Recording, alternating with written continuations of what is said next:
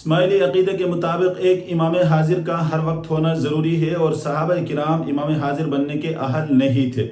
اس کی دلیل کے طور پر قرآن مجید کی ایک آیت بیان کی گئی ہے اور ایک عقلی دلیل جو ہے وہ میں آپ کے سامنے واضح کروں گا جو اسماعیلی کتب کے اندر موجود ہے۔ آیت ہمارے سامنے ہے وَأَنزَلْنَا إِلَيْكَ الذِّكْرَ لِتُبَيِّنَ لِلنَّاسِ مَا نُزِّلَ إِلَيْهِمْ۔ اللہ تعالیٰ فرما رہے ہیں کہ ہم نے نازل کیا اے پیغمبر آپ کے اوپر ذکر یعنی قرآن کو لِتُبَيِّنَ لِلنَّاسِ تاکہ آپ بیان کریں لوگوں کے لیے ما ان احکامات کو نزل الیہم جو ان لوگوں کی طرف نازل کی گئی ہے۔ اس آیت کے اندر اللہ فرماتے ہیں کہ قرآن کو ہم نے اتارا ہے لیکن قرآن کو بیان آپ کریں گے، یعنی سرکار دو عالم صلی اللہ علیہ وسلم کو کہا جا رہا ہے۔ اس کتاب کے اندر یہ لکھا ہے کہ قرآن خود جو ہے وہ بولنے کی صلاحیت نہیں رکھتا، اس لیے کہ کوئی بولنے والا شخص اس کے ساتھ ہونا ضروری ہے، اور وہ شخصیت جو ہے وہ ہستی جو ہے رسول اللہ صلی اللہ علیہ وسلم کی ذات تھی، اور رسول اللہ صلی اللہ علیہ وسلم کے بعد بھی قرآن موجود ہے، اور قرآن کو بول کر سمجھانا اس وقت بھی جو ہے بعد میں بھی ضروری ہے، تو اس کے ساتھ ایک بولنے والا ہونا ضروری ہے اور وہی امام حاضر ہے۔ اب سوال یہ ہے کہ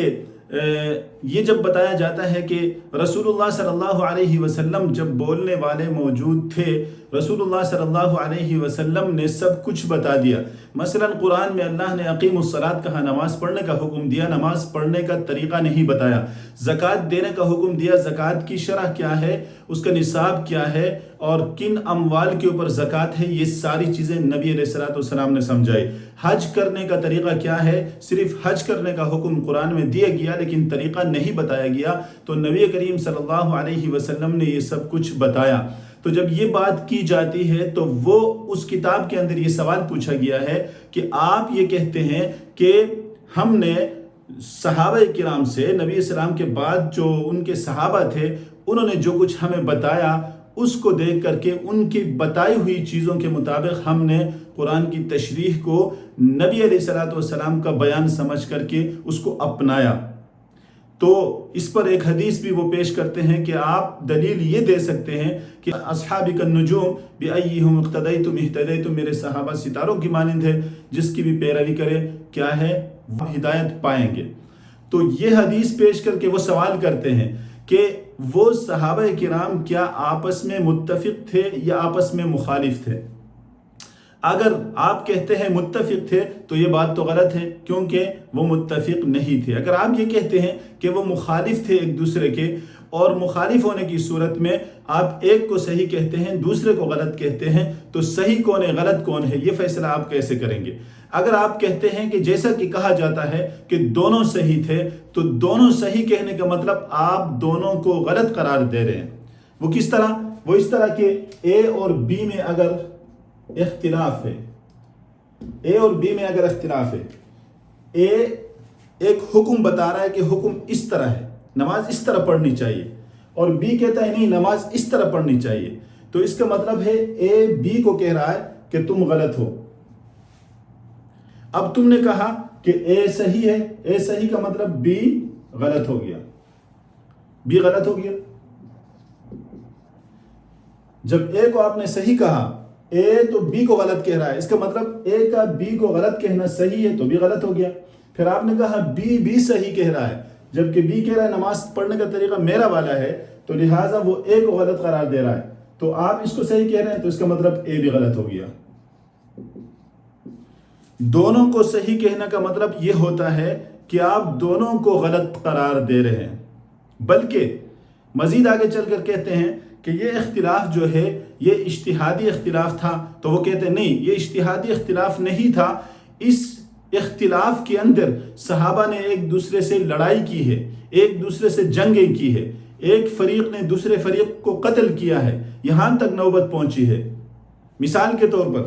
ایک طرف عثمان رضی اللہ تعالی عنہ اور ان کے متبعین ہیں، ان کے پیروکار ہیں، اور دوسری طرف ان کے مخالفین ہیں۔ آپ دونوں کو کیسے صحیح قرار دے رہے ہیں؟ اگر آپ دونوں کو صحیح قرار دیں گے تو اس اصول کے مطابق دونوں غلط ہو جائیں گے،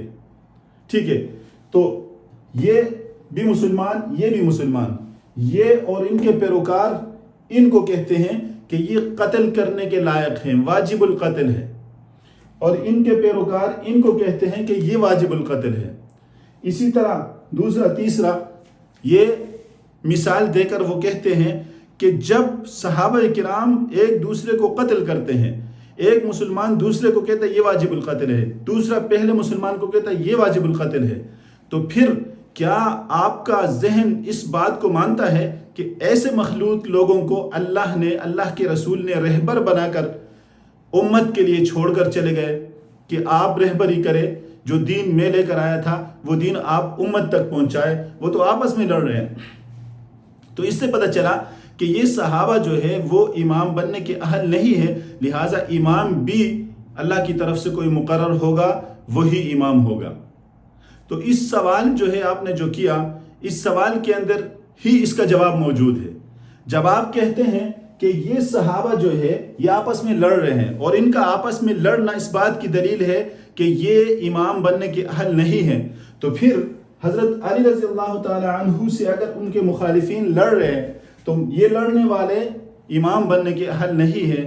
تو پھر حضرت علی رضی اللہ تعالی عنہ بھی مخالفین سے لڑ رہے ہیں، تو لڑائی تو دونوں طرف سے ہو رہی ہے۔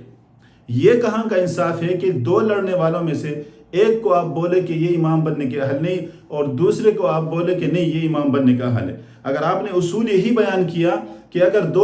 دو مسلمان آپس میں لڑے تو وہ چونکہ آپس میں لڑ رہے ہیں، ایک مسلمان دوسرے مسلمان کو واجب القتل سمجھتا ہے، دوسرا مسلمان پہلے مسلمان کو واجب القتل سمجھتا ہے، اور مسلمان کا واجب القتل سمجھنے والا امام نہیں بن سکتا، یہ تو پھر دونوں فریقوں کے اندر یہ بات پائی جاتی ہے۔ یہ بات اپنی جگہ صحیح ہے کہ ہم اس جگہ پر حضرت علی رضی اللہ تعالی عنہ کو حق پر مانتے ہیں، لیکن لڑائی تو پھر بھی مسلمانوں کے ساتھ ہے۔ یعنی اس اصول کی وجہ سے آپ جن حضرات کو امام بنانے کی بات کرتے ہیں تو ان کے اوپر بھی اگر کوئی غیر مسلم آپ سے یہ سوال کرے تو آپ اس کا جواب نہیں دے پائیں گے۔ اس سے ہٹ کر کے اس سوال کو اگر آپ یہ جواب دیں کہ نہیں بھائی یہ تو منصوص من اللہ امام تھے، ان اماموں کے ساتھ جو لڑنے والے تھے وہ غلط تھے، جس طرح غیر مسلم مسلمان کے ساتھ لڑتا ہے، یہ جواب دے دیں گے، ٹھیک ہے ہم اس کو مانتے ہیں۔ اگر یہ بات ہے تو اس کے بعد امام محمد بن اسماعیل کے مقابلے میں امام محمد بن اسماعیل، بلکہ اس سے اوپر جعفر صادق رحمہ اللہ تعالی ان کا انتقال ہوتا ہے، تو آپ کے کہنے کے مطابق میں نے پہلے بتایا تھا کہ امام اسماعیل جو ہے ان کا انتقال جعفر صادق رحمہ اللہ کی زندگی میں ہوئی تھی، آپ نے کہا نہیں وہ زندہ تھے۔ اس کا مطلب وہ جب زندہ تھے تو امام اسماعیل جو ہے وہ ایک طرف ہے اور امام موسیٰ کاظم دوسری طرف ہے، ان کی آپس میں لڑائی ہوتی ہے۔ اس لڑائی کی وجہ سے امام اسماعیل جو ہے آپ کی بعض روایتوں کے مطابق ان کو روپوش ہونا پڑتا ہے، اور پھر آگے چل کر کے ٹھیک ہے یہ دونوں جو ہے مسلمان ہیں۔ اگر آپ یہ کہتے ہیں کہ دو لڑنے والے دو مسلمان آپس میں لڑتے ہیں تو وہ امام بننے کے اہل نہیں ہے، یہ بات تو یہاں بھی فٹ آتی ہے۔ اور پھر امام اسماعیل کے بعد امام محمد ان کے بیٹے امام بنتے ہیں، اور ادھر سے مخالفین ان سے لڑتے ہیں، ان کو روپوش ہونا پڑتا ہے، جلا وطن ہو کے دور دراز علاقوں میں نکلنا پڑتا ہے، ان کے ساتھ جو لڑائی ہوتی ہے دونوں طرف سے لڑائی ہے۔ تو لڑائی اگر جو ہے امام بننے کی اہلیت کے منافی ہے تو یہاں بھی لڑائی ہوتی ہے۔ اس سے آگے چل کر کے ہم امام مستنصر باللہ جو فاطمی خلیفہ ہے ان کی وفات کے بعد امام مستعلی کو جو فوجی جرنیل ہے وہ امام مانتا ہے، جبکہ امام بننے کا حق امام نزار کے پاس ہے۔ لیکن اسی کشمکش میں ان کی آپس میں لڑائی ہوتی ہے اور امام نزار کو شہید کیا جاتا ہے۔ یہاں امام مستعلی اور امام نزار آپس میں لڑتے ہیں، یہ خالص اسماعیلی ہیں اور یہ آپس میں لڑ رہے ہیں، اور آپ کہتے ہیں کہ آپس میں لڑنا امام بننے کی اہلیت کے منافی ہے، تو ان کا لڑنا کیوں منافی نہیں ہے؟ اور پھر اس کے بعد امام نزار کے شہید کرنے کے بعد ان کا پیروکار حسن بن صباح ہے، ان کو مصر سے نکال دیا جاتا ہے، وہ یہاں سے نکل کر دور دراز پہاڑیوں میں چلے جاتے ہیں، قلعہ الموت جو ہے اس کی تعمیر کرتے ہیں، وہ ریاست کے اندر ریاست بناتے ہیں۔ پھر وہ اہل سنت، اہل تشیع اور مستعلی اسماعیلی فرقے کے مستعلی فرقہ، ان سب کے خلاف جو ہے مسلح کارروائیاں شروع کرتا ہے۔ یہ آپس میں باقاعدہ لڑتے ہیں، ان کی جنگیں ہوتی ہیں، لڑائیاں ہوتی ہیں۔ تو پھر یہ سارے اسماعیلی فرقے سے تعلق رکھنے والے، اسماعیلی مسلک سے تعلق رکھنے والے امام بننے کے لیے، ایک امام بنا دوسرا کہتا ہے میں نے بننا تھا،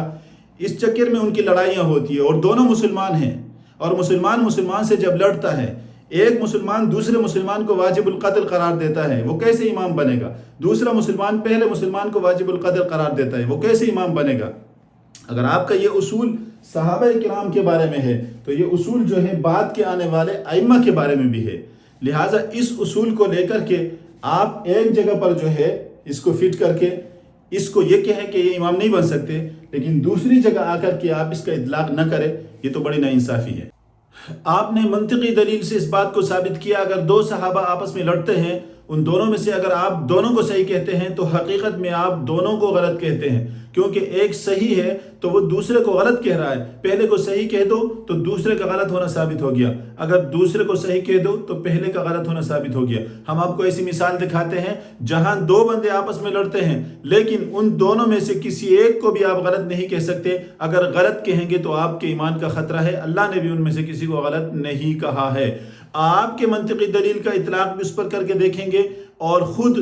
قرآن کیا کہتا ہے، اور اس حساب سے بھی ہم دیکھیں گے۔ دیکھیے یہ ہمارے پاس ہے موسیٰ علیہ السلام اور ہارون علیہ السلام۔ اللہ تعالیٰ نے قرآن میں ان کے آپس میں جھگڑنے کا ذکر کیا ہے کہ موسیٰ علیہ السلام اپنے بھائی کے داڑھی اور سر کو پکڑتے ہیں، لا تأخذ بلحیتی ولا براسی، اور موسیٰ علیہ السلام اپنے بھائی سے کہتے ہیں کہ وَلَمْ تَرْقُبْ قَوْلِي، آپ نے میری بات کا خیال نہیں رکھا، میں نے کہا تھا قوم کے بیچ میں رہ کر ان کو سنبھالے، لیکن آپ ان کو سنبھال نہ سکے، تو آپ نہ سنبھال سکے تو میرے پیچھے کیوں نہ آئے، مجھے کیوں نہیں بتایا؟ اور ہارون علیہ السلام کہتے ہیں کہ اگر میں آپ کے پیچھے آتا تب بھی آپ مجھے یہ کہتے کہ آپ نے قوم کو چھوڑ کر ادھر کیوں آئے، میں اس خوف سے جو ہے آپ کے پیچھے بھی نہیں آیا اور جو ہے ان کے اندر رہا۔ بہرحال آپس میں لڑائی ہو رہی ہے۔ اگر آپ کی منطقی دلیل کو ہم یہاں اطلاق کرتے ہیں تو ہارون علیہ السلام موسیٰ علیہ السلام کو کہہ رہے ہیں کہ آپ جو میری داڑھی اور سر پکڑ رہے ہیں اس میں آپ غلط ہیں، یہی مطلب ہوگا۔ اگر ہارون علیہ السلام کو ہم درست کہہ دیں تو پھر موسیٰ علیہ السلام غلط ہو رہے ہیں، اور موسیٰ علیہ السلام کہہ رہے ہیں کہ آپ غلط ہیں، آپ نے قوم کو نہیں سنبھالا۔ اگر ہم موسیٰ علیہ السلام کو صحیح کہہ رہے ہیں، ہارون علیہ السلام غلط ہو رہے ہیں۔ یہ آپ کی منطقی دلیل کی میں بات کر رہا ہوں، تو یہ منطقی دلیل ہر جگہ پر آپ اپلائی نہیں کریں گے، کہیں آپ جو ہے شخصیات کو بھی دیکھیں گے، اس حساب سے اس منطقی دلیل کو اطلاق کرنا ہوتا ہے۔ جب یہاں ہم دو پیغمبروں کے بارے میں یہ منطقی دلیل کو اپلائی کر کے دونوں کو غلط یا ایک کو غلط نہیں کہہ سکتے، اسی طرح اگر ہم صحابہ کی آپس کی لڑائیوں کے اندر دونوں کو صحیح کہہ دے تو اس میں کوئی حرج نہیں ہے، زیادہ محتاط یہی ہے۔